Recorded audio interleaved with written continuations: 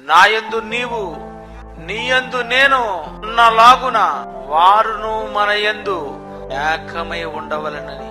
ఎవరితో ఏకమైపోవాలి? భార్యతో ఏకమైపోతావా? స్నేహితులతో ఏకమైపోతావా? ఎవరితో ఏకమైపోతావు? శత్రువులతో ఏకమైపోతావా? ఈరోజు ప్రపంచం అంతా అదేనండి. వాక్యముతో ఈడు ఏకం అవ్వడం, సంఘాన్ని విడగొట్టినోడితో కలిసిపోతాడు. దేవుని పని పాడు చేసేవాడితో ఏకమైపోతాడు. చీడ పురుగుతో ఏకమైపోతాడు. పనిని పాడు చేయడానికి ఏకమవుతాడు తప్ప వాక్యముతో ఎప్పుడు ఎవడు ఏకమై ఉండడు.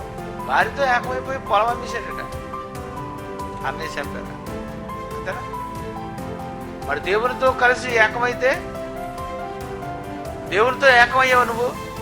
అసలు దేవుడు ఉన్నాడని, నీతో యేసుప్రభు ఉన్నాడని, వాళ్ళిద్దరు కలిసి నీ దగ్గరకు వచ్చేసారని, వాళ్ళు నీతో పని చేస్తారని, నీతోనే వాళ్ళు ఉంటారని, నీతో పని చేయించుకుంటారని, నీతో కలిసి పని చేస్తారని ఎవరికి తెలుసండి?